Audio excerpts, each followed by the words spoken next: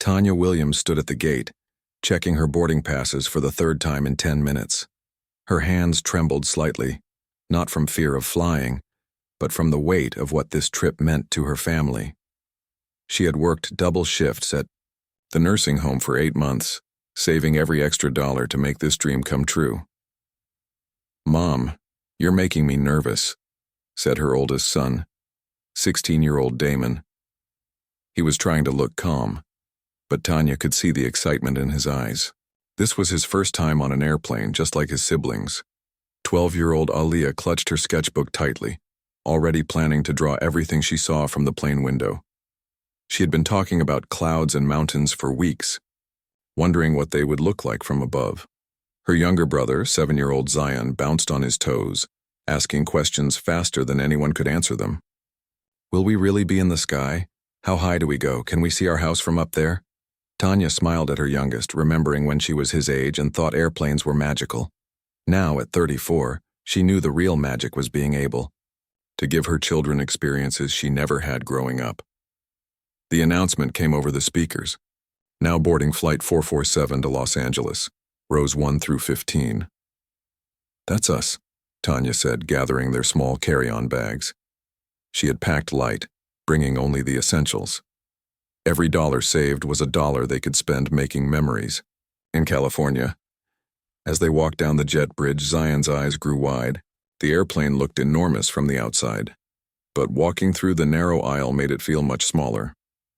Tanya found their row and started the careful dance of getting 3 children settled, while other passengers squeezed past them. "Window, seat for you," she told Aaliyah, knowing her daughter would spend the entire flight sketching. "Damon, you take the middle, and Zion, you're with me on the aisle."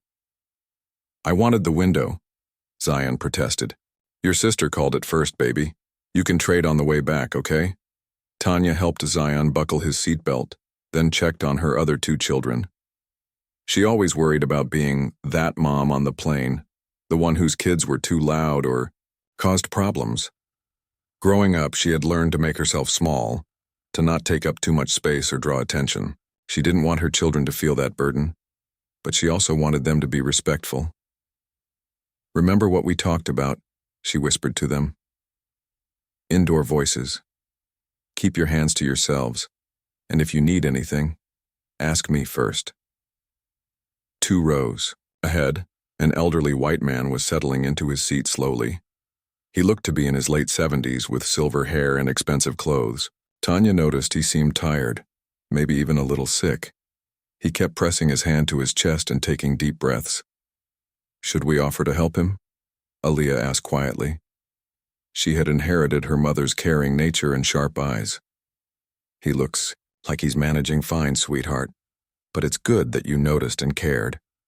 The flight attendant began the safety demonstration, and Zion watched with fascination. He had been practicing putting on seatbelts and pretending to use oxygen masks for weeks ever since Tanya told him about the trip. "If the oxygen masks drop down, you put yours on first, then help me, right, Mom?" "That's right, baby. You've been paying attention." As the plane began to taxi down the runway, Tanya felt her stomach flutter with nerves and excitement. She had done this once before, years ago, when she flew to her sister's wedding. But that was before her children, before life got complicated, before she became the sole provider for 3 little people who depended on her for everything. Her sister Carmen had been begging her to visit for years. "The kids need to see there's a bigger world out there," Carmen would say during their weekly phone calls. "And you need a break, Tanya. You work too hard." Carmen was right, but taking time off meant losing money they couldn't afford to lose. This trip was only possible because Tanya had picked up extra shifts during the holidays, and because Carmen had insisted on paying for their hotel. "I can see everything getting smaller," Aaliyah exclaimed as the plane lifted off. She pressed her face to the window, already sketching furiously. Damon tried to act too cool to be impressed, but Tanya caught him craning his neck to see out the window too. At 16, he was at that age where he wanted to be grown, but still had moments of childhood wonder. "This is amazing," he said quietly, his tough exterior melting away for a moment. The elderly gentleman ahead of them rang his call button, and the flight attendant hurried over. Tanya couldn't hear what he was saying, but she noticed he looked pale and kept wiping his forehead with a handkerchief. "Is that man okay?" Zion asked, his voice innocent but concerned. "I'm sure he's fine, baby. Some people just don't like flying." But Tanya's nursing assistant training had her watching the man more carefully. She had seen enough patients to recognize when someone wasn't feeling well. His breathing seemed labored, and he kept shifting in his seat like he couldn't get comfortable. About an hour into the flight, Aaliyah had filled 3 pages of her sketchbook with clouds and wing drawings. Zion had fallen asleep against his mother's shoulder, exhausted from the excitement. Damon was reading a book about engineering, dreaming of the college he hoped to attend someday. Tanya allowed herself to relax for the first time in months. Her children were happy and safe, and for the next 5 days she could focus on just being their mom, instead of worrying about bills and schedules and whether she was doing enough for them.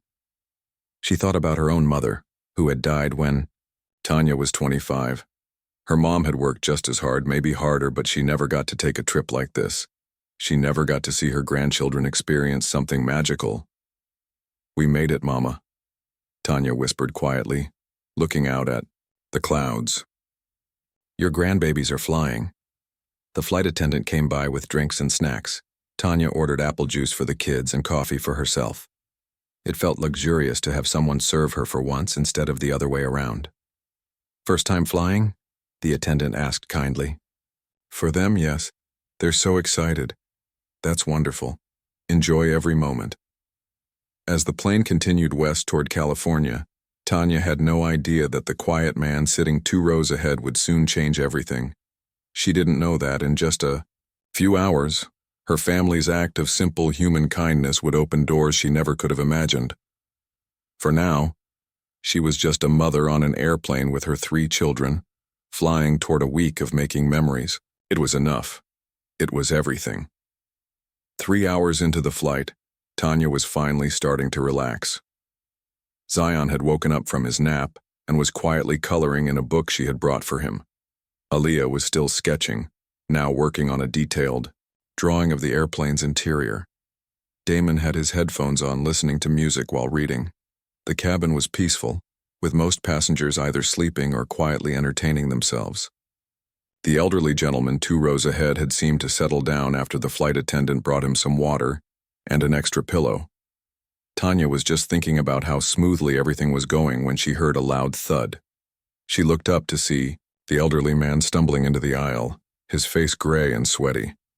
He clutched his chest with one hand and reached out desperately with the other, trying to steady himself against the seats. "Help," he gasped, his voice barely audible above the airplane's engines. I can't breathe." Before anyone else could react, the man collapsed right there in the aisle, just a few feet from where Tanya and her children were sitting.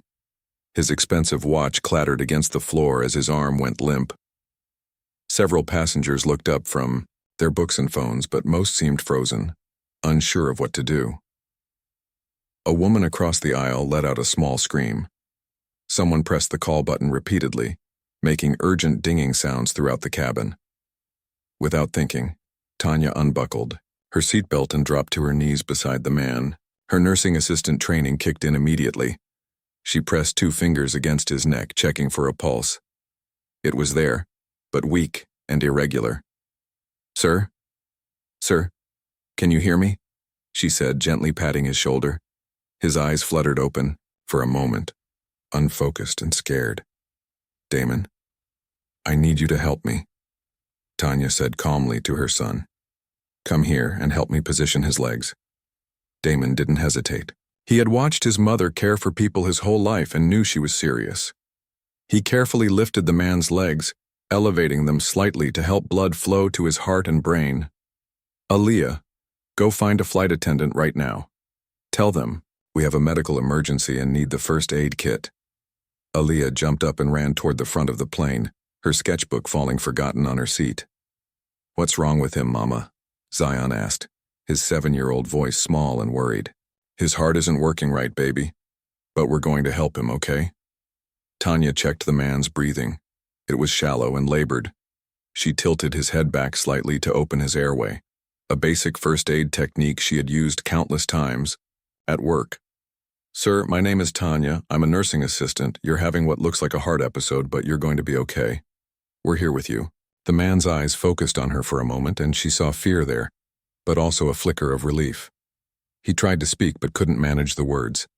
A flight attendant rushed over, followed by Aaliyah and what looked like the entire cabin crew. Ma'am, are you medical personnel? The lead attendant asked. I'm a certified nursing assistant. I work with heart patients regularly. Do you have oxygen and an AED on board? Yes, we have an automated external defibrillator and oxygen. Let me get them. While they waited, Tanya continued monitoring the man's pulse and breathing. Damon held, his legs steady, while Aaliyah knelt down and gently took the man's hand. It's okay, she whispered to him. My mom knows what she's doing. She helps people every day. Zion, not wanting to be left out of helping, carefully placed his small hand on the man's arm. You're going to be okay, mister. We're taking care of you. The man's eyes moved to each of the children, and despite his pain, Tanya thought she saw something like wonder in his expression. The flight attendant returned with the emergency equipment. Tanya quickly attached the oxygen mask to the man's face and checked the AED to see if his heart rhythm required a shock. The machine analyzed his heart and indicated no shock was needed, which was actually good news. His pulse is stabilizing, Tanya announced to the crew, but we need to get him to a hospital as soon as possible. We're about 2 hours from Los Angeles, the pilot's voice came through the cabin speakers. We're going to continue to our destination where paramedics will be waiting. For the next hour, Tanya and her children took turns monitoring the elderly man. His breathing improved with the oxygen, and his color started to return to normal, but he was still very weak. What's your name? Aaliyah asked him softly during one of his more alert moments. Theodore, he whispered through the oxygen mask. Theodore Pemberton. I'm Aaliyah. This is my mom Tanya, my big brother Damon, and my little brother Zion. Theodore's eyes moved to each of them again, taking in their faces like he was trying to memorize them. Thank you, he managed to say. Other passengers had started to take notice of what was happening. Some offered help, bringing water and blankets. Others watched in admiration as this family, particularly the children, showed such natural compassion and maturity in a crisis.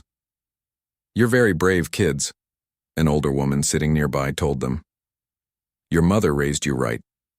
Tanya felt a mix of pride and worry. She was proud of how her children were handling the situation, but she also knew this wasn't how she had planned their first airplane experience to go. Are you okay? She asked Zion, who had been unusually quiet. I'm okay, Mama. I just want the nice man to feel better. Damon had barely left Theodore's side, keeping his legs elevated and adjusting the blankets the flight attendants had brought. At 16, he was showing the kind of responsibility and compassion that made Tanya's heart swell with pride. You're doing great, she told him quietly. As they approached Los Angeles, Theodore became more alert. He looked at Tanya with clear eyes for the first time since collapsing. You saved my life, he said simply. We just did what anyone would do, Tanya replied, but Theodore shook his head slowly. No, he said. Not everyone would do what you did. Not everyone would care for a stranger like family. The plane began its descent into LAX, and Tanya could see the sprawling city below. Paramedics would be waiting on the ground, and Theodore would get the medical care he needed. Her children would finally get to start their California vacation. But something had changed during those intense hours in the airplane aisle. A connection had been formed between their family and this stranger, something that went beyond just providing medical assistance. Theodore kept looking at her children with an expression she couldn't quite read. It was gratitude, certainly, but there was something else there too, something that made her think this wouldn't be the last time they saw Theodore Pemberton. As the plane touched down in Los Angeles, Tanya had no idea that their act of kindness was about to change their lives forever. Even after the plane landed safely at LAX, Theodore wasn't out of danger. The paramedics who boarded the aircraft took one look at him and decided he needed to be monitored during the remaining time before they could get him to the hospital. We're going to need to keep him stable until we can safely move him, the lead paramedic told Tanya. You did excellent work up there, Are you willing to continue helping until we can get him off the plane? Tanya looked at her children, who were watching everything with wide eyes. Their vacation was supposed to start the moment they landed, but she couldn't abandon Theodore now. Of course, she said without hesitation. The paramedics worked efficiently, but they were clearly impressed by how well Theodore was doing, thanks to Tanya's quick thinking and continued care. As they waited for the other passengers to deplane, Tanya and her children stayed by Theodore's side. "Tell me about yourselves," Theodore said weakly, his voice stronger now, but still fragile. "Where are you from?" "We're from Atlanta," Aaliyah said, sitting cross-legged on the floor beside the stretcher the paramedics had brought. "We're visiting my Aunt Carmen for the first time." "First time in California?" "First time on an airplane," Zion added proudly. "Mama saved up for 8 months so we could come." Theodore's eyes moved to Tanya, taking in this information. 8 months? Tanya felt a little embarrassed. "It's no big deal. We wanted to make the trip special." "What do you do for work?" Theodore asked. "I'm a nursing assistant at Sunset Manor. It's a care facility for elderly patients." "And I want to be an engineer," Damon added. "I'm good at math and science, and I like building things." "An engineer," Theodore repeated thoughtfully. "That's wonderful. Are you planning to go to college?" Damon's expression shifted slightly. "I hope so. I'm working hard in school, and maybe I can get a scholarship or something." Tanya's heart tightened. They hadn't talked much about college as a family because the reality was that they couldn't afford it. She was barely keeping up with their current expenses, even working 2 jobs, but she didn't want to crush Damon's dreams. "I'm an artist," Aaliyah announced, showing Theodore her sketchbook. "Look, I drew you when you were sleeping." The sketch was remarkably good for a 12-year-old. It captured Theodore's peaceful expression while he was resting surrounded by the airplane interior. But what struck Theodore most was that Aaliyah had drawn him surrounded by all of them, like a family taking care of each other. "This is beautiful," he said, his voice emotional. "You're very talented. Mama says I get it from my grandma. She used to paint, but she died before I was born. I'm sure she would be very proud of you," Theodore said gently. Zion, not to be outdone by his siblings, climbed carefully onto the seat next to Theodore's stretcher. "I can read already, even though I'm only 7. Want me to read to you?" "Would love that." Zion pulled out a small book from his backpack and began reading a story about a little boy who goes on an adventure. His reading was careful and deliberate, sounding out the bigger words with concentration. As Zion read, Theodore found himself studying this remarkable family. Tanya sat nearby, still monitoring his pulse and breathing, even though the paramedics were there. She had a quiet strength about her, the kind that came from handling difficult situations alone. Her children were polite and caring, but not in a way that seemed forced or artificial. They genuinely cared about him, a complete stranger.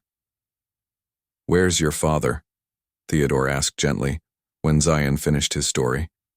The children looked at their mother, and Tanya's jaw tightened slightly. "It's just us," she said simply.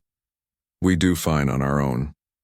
Theodore nodded, understanding that this was all she wanted to say about it, but he was learning a lot about this family just from watching them. Damon automatically helped whenever his mother needed something. Aaliyah was constantly checking to make sure everyone was comfortable. Even little Zion seemed to understand when to be quiet and when it was okay to talk. "How long have you been a nursing assistant?" he asked Tanya. "About 6 years. I got my certification after." She paused, glancing at her children. "After I needed to find steady work. I like helping people, and it's good, honest work." "Mama works really hard," Aaliyah said. "Sometimes she works double shifts, and she's really tired when she comes home, but she still helps us with homework and makes dinner. And she reads to us every night," Zion added, "even when she's super tired." Theodore could see Tanya getting uncomfortable with the attention. "Kids, Mr. Pemberton doesn't need to hear about all that." "Actually, I do," Theodore said quietly. "It's nice to hear about a real family. It's been a long time since I've been around children." "Do you have kids?" Damon asked. "No," Theodore said, and there was a sadness in his voice. My wife and I, we were never blessed with children. She passed away 5 years ago. I'm sorry, Aaliyah said immediately. That must be really hard. It is. The house gets very quiet. The paramedics began preparing to move Theodore to the ambulance. We need to get him to the hospital now, the lead paramedic said. Ma'am, thank you for everything you did. You literally saved this man's life. As they prepared to wheel Theodore away, he reached out and grabbed Tanya's hand. Please, he said urgently. I need to know how to reach you. I need to thank you properly. Tanya hesitated. She wasn't used to getting involved with the people she helped. At work, she cared for her patients, but there were professional boundaries. Here, Aaliyah said, tearing a page from her sketchbook and writing something on it. This is our address and Mama's phone number. Theodore took the paper gratefully, folding it carefully and putting it in his shirt pocket. Theodore Pemberton, he said to Tanya, please remember that name. And please call me in a few days. I'll be at Cedars-Sinai Medical Center. As the paramedics wheeled him away, Theodore kept looking back at the family until he disappeared around the corner. The Williams family stood there for a moment, suddenly, feeling the weight of what had just happened. Is he going to be okay? Zion asked. I think so, baby. He's in good hands now. As they gathered their luggage and headed toward the exit to find Aunt Carmen, none of them could have imagined that. Theodore Pemberton was already making plans that would change their lives forever. That was scary, Aaliyah said as they walked. But we helped him, Damon added. We actually saved someone's life. You all did amazing, Tanya told them, pride evident in her voice. I'm so proud of how you handled everything. Little did they know that Theodore was thinking the exact same thing about them, and he was determined to show them just how much their kindness meant to him. 3 days into their California vacation, Tanya couldn't stop thinking about Theodore. She had called Cedars-Sinai Medical Center twice to check on him, but the hospital could only confirm that he was stable and recovering. They couldn't give details to someone who wasn't family. Aunt Carmen's apartment in Long Beach was small but cozy, and the kids were having the time of their lives. They had been to the beach every day, built sandcastles, and eaten more ice cream than Tanya usually allowed in a month. But even as she watched her children laugh and play, her mind kept drifting back to that elderly man on the airplane. You're worried about him, Carmen observed as they sat on her balcony watching the kids play in the courtyard below. I just keep thinking about how scared he looked. He was all alone, Carmen. No family. No one to check on him.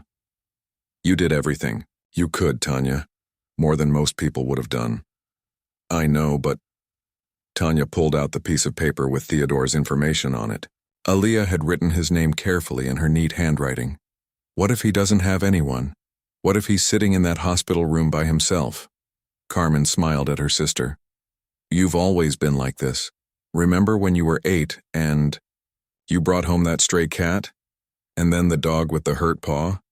And then that kid from school whose parents forgot to pick him up? This is different, is it?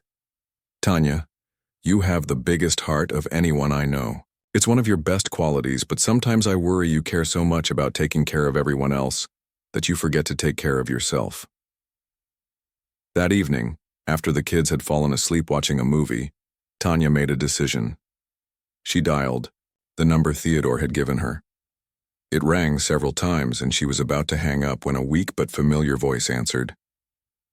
Hello? Mr. Pemberton? This is Tanya Williams, from the airplane. There was a pause, and then his voice became stronger, more animated. Tanya, oh my goodness, I was hoping you would call. How are you? How are the children? We're all fine. We're having a wonderful time in California. But I wanted to check on you. How are you feeling? Much better, thanks to you. The doctor said if you hadn't acted so quickly, if you hadn't known what to do. His voice trailed off. They said I might not have made it. Tanya felt tears prick her eyes. I'm just glad you're okay. Where are you staying? Are you still in Los Angeles? We're in Long Beach, staying with my sister. Would it be possible? Could I see you? All of you. I know you're on vacation, and I don't want to impose, but there are some things I'd like to say. Things I need to tell you. Tanya hesitated. She didn't want to put her children in an awkward situation, but something in Theodore's voice made her curious. The kids have been asking about you, she admitted. Especially Zion. He's been worried. I would love to see them again. And you, of course. Would tomorrow work? I could send a car to pick you up, bring you to the hospital, and then maybe we could talk somewhere more comfortable. Mr. Pemberton, that's very kind, but we can manage getting there ourselves. Please call me Theodore, and please let me do this. It would mean a great deal to me. The next morning, a black sedan arrived at Carmen's apartment building. The driver was polite and professional, and the kids were thrilled by the luxury of riding in such a nice car. Are we rich now? Zion whispered loudly, running his hands over the leather seats. No, baby, we're just visiting a friend, Tanya said, though she was wondering the same thing herself. The car was nicer than anything she had ever been in. At the hospital, they found Theodore sitting up in bed looking much healthier than when they had last seen him. His color was good, and he was dressed in his own pajamas rather than a hospital gown. There are my heroes, he said as they walked in, his face lighting up. The children rushed to his bedside, chattering excitedly about their beach adventures. Theodore listened to every word, asking questions and laughing at their stories. Zion learned to swim, Aaliyah announced proudly. Well, sort of, Zion corrected. I can float and kick, but Mama still has to hold me. That's wonderful, Theodore said. Swimming is an important skill. After about an hour, Theodore asked if they could go somewhere to talk privately. The hospital has a beautiful garden area. Would you like to see it? They walked through the hospital corridors, Theodore moving slowly but steadily. The garden was indeed beautiful, with fountains and flower beds and benches overlooking the city. I have something to tell you, Theodore said once they were settled. Something about who I am. He paused, looking at each of them carefully. My full name is Theodore James Pemberton. Some people know that name because I used to run a large company. I was fortunate in business. Very fortunate. I'm what people would call wealthy. Tanya felt her stomach tighten. She had a feeling this conversation was going somewhere she wasn't comfortable with. But more importantly, Theodore continued, I'm someone who believes in the power of kindness. When I was young, much younger than you, Damon, my family lost everything in a fire. We had nothing. We were homeless, hungry, scared. The children listened intently as Theodore told them about strangers who helped his family when they had nothing, a woman who gave them food, a man who gave his father work, families who opened their doors to them. Those people saved us, just like you saved me. They didn't know us. They didn't owe us anything, but they cared. They showed us that there was still good in the world. What happened to your family? Aaliyah asked softly. We rebuilt our lives. I worked hard, studied hard, and eventually I was able to start my own business. I was blessed with success beyond my wildest dreams, but I never forgot those people who helped us. Theodore reached into his jacket pocket and pulled out a business card. He handed it to Tanya, who read it with growing amazement. Pemberton Foundation, she read aloud. Theodore J. Pemberton, Chairman. I've spent the last 30 years giving money to families who need help. Scholarships for kids who want to go to college but can't afford it. Medical bills for people who are sick. Houses for families who don't have homes. Tanya's hands were shaking as she held the business card. Mr. Pemberton, I mean Theodore. This is all very nice, but we can't accept charity. This isn't charity, Theodore said firmly. This is gratitude. This is me paying forward what was given to me when I needed it most. He looked at Damon. You want to be an engineer. You should be an engineer. You're smart, you're kind, you're responsible. The world needs engineers like you. Then he looked at Aaliyah. And you're an artist. Real talent like yours should be nurtured, not ignored because of money. Finally, his eyes landed on Zion. And you, young man, you have a heart as big as the ocean. Whatever you want to be when you grow up, you should have that chance. Tanya was crying now, overwhelmed by the magnitude of what Theodore was suggesting. I don't Don't understand, she whispered. I want to help your family the way my family was helped. I want to give your children the opportunities they deserve. I want to give you the security you've been working so hard to provide for them. He reached out and took Tanya's hand. You saved my life, but more than that, you and your children reminded me why I do what I do. You reminded me that there are still good people in the world, people who care about strangers, people who help without expecting anything in return. But we're nothing special, Tanya protested. We just did what anyone would do. Theodore shook his head. No, Tanya. What you did was extraordinary, and now I want to do something extraordinary for you. Tanya sat in stunned silence as Theodore outlined his plans for their family. She felt like she was in a dream, unable to process the magnitude of what he was offering. Full college scholarships for all 3 children, he repeated gently, to any school they can get into, and not just tuition, but room and board, books, everything they need. Damon's eyes were wide with disbelief. Any school? Any school. MIT, Stanford, Harvard, wherever your grades and interests take you. But I'm only in 10th grade, Damon said, as if that somehow disqualified him. Which gives us plenty of time to make sure you're prepared. I know people at many universities. We can arrange tutoring, test preparation, whatever you need. Aaliyah was clutching her sketchbook tightly. What about art school? Especially art school. The world needs artists, Aaliyah. Beauty and creativity are just as important as engineering and medicine. Theodore turned to little Zion, who was sitting very quietly trying to understand what was happening. And for you, young man, by the time you're ready for college, you'll know exactly what you want to do. Whatever that is, we'll make sure you can do it. Tanya finally found her voice. Theodore, this is too much. Way too much. We can't accept this. Why not? Because we barely know you. Because we don't take handouts because it's not right. Tanya, Theodore said patiently, do you think the people who helped my family when I was young were wrong to do so? That's different. How is it different? Tanya struggled to find words. Because you're talking about hundreds of thousands of dollars. Maybe millions. Money I can afford to give. Money that will change your lives but won't change mine, except to make me happier. Theodore leaned forward in his chair. Let me tell you what I was planning to do with my money before I met you. I was going to leave it all to various charities when I die.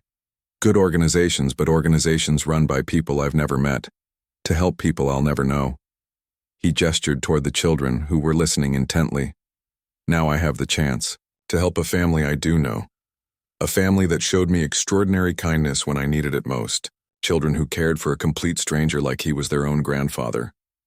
But that's just who they are, Tanya protested. They weren't trying to get anything from you.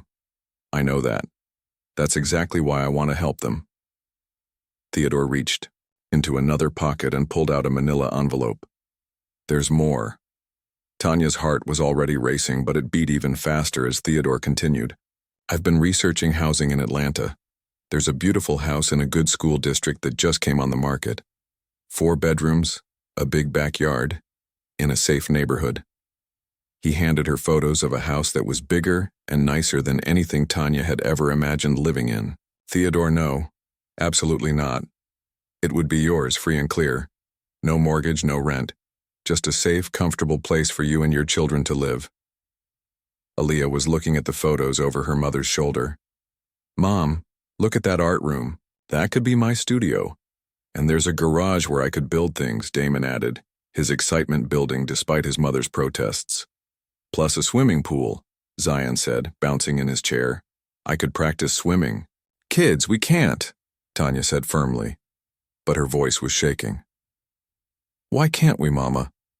Zion asked innocently. Because... Tanya looked at her children's hopeful faces and felt her resolve weakening. Because this is too much. We don't deserve this. You absolutely deserve it, Theodore said with conviction. But let me sweeten the deal. There's more? Tanya asked weakly. I need someone to run the day-to-day operations of my foundation. Someone who understands what it's like to struggle, what it's like to need help. Someone who genuinely cares about people. He looked directly at Tanya. The job pays well, very well. It comes with health insurance, vacation time, and a retirement plan. You'd be helping other families like yours, families who need a hand up. Tanya felt tears streaming down her face. Why are you doing this? Because 5 years ago I lost my wife. She was everything to me, and when she died I thought my life was over. I kept working, kept giving money away, but I felt empty inside. Theodore's voice became emotional. Then I met your family. I watched you care for me when you had no reason to. I watched your children show kindness and maturity beyond their years. You reminded me what family feels like. He paused, wiping his own eyes. I'm 78 years old, Tanya. I don't have much time left. And I've been very lonely. If you'll let me, I'd like to be part of your family. Not to replace anyone or take over, but just to be an honorary grandfather, maybe. Zion jumped up from his chair and threw his arms around Theodore. I would love to have a grandpa. Aaliyah and Damon looked at their mother, waiting for her response. The kids never knew their grandparents, Tanya said quietly. My parents died young, and their father's family. Well, they're not in the picture. I know I can't replace what they never had, Theodore said. But I can offer them what I have left to give. Tanya looked at her children, really looked at them. Damon, so smart and eager to learn, but worried about his future. Aaliyah, talented and creative, but limited by their circumstances. Zion, innocent and loving, deserving of every opportunity in the world. I need some time to think about this, she said finally. Of course. Take all the time you need. That evening, back at Carmen's apartment, Tanya sat with her sister on the balcony while the kids played inside. This is insane, right? Tanya asked. Things like this don't happen to people like us. Maybe they do, Carmen said thoughtfully. Maybe this is the universe's way of rewarding you for all the good you've done, all the hard work, all the sacrifices. But what if there are strings attached? What if he expects something in return? What could he possibly want from you that he can't buy himself? Carmen was right. Theodore had more money than he could ever spend. He wasn't looking for anything from them except the chance to be part of their lives. The kids are already attached to him, Tanya admitted. Zion's been talking about Grandpa Theodore all afternoon. And how do you feel about him? Tanya thought about the gentle way Theodore had spoken to her children, the respect he had shown her, the sadness in his eyes when he talked about being alone. I like him, she admitted. He seems genuine. And the kids, they need positive male influence in their lives. The next morning, Tanya called Theodore at the hospital. We accept, she said simply. All of it? All of it. The scholarships, the house, the job, the honorary grandfather position. All of it. There was silence on the other end of the line, and for a moment Tanya thought they had been disconnected. Theodore, are you there? I'm here, he said, his voice thick with emotion. I'm so happy. You've made an old man very, very happy. 6 months later, the Williams family was settled in their new house in Atlanta. Damon was working, with a tutor to prepare for advanced placement classes. Aaliyah had converted the spare bedroom into an art studio and was taking lessons from a local artist. Zion was learning to swim in their backyard pool. Tanya loved her new job at the Pemberton Foundation, helping families just like hers had been, and every Sunday Theodore flew in from Los Angeles to have dinner with them, bringing stories and gifts and endless patience for homework help and art projects and swimming lessons. You know what the best part is? Tanya told Carmen during one of their weekly phone calls. What's that? We didn't just change Theodore's life. He changed ours, but more than that, we became a real family. All of us. Even Theodore. Especially Theodore. He was right when he said he needed us as much as we needed him. Maybe more. As Tanya hung up the phone and looked out at her children, playing in their backyard with their adopted grandfather, she thought about that day on the airplane. She had been worried about giving her kids one special experience, 1 week of memories. Instead, she had given them a lifetime of possibilities. And all it had taken was kindness,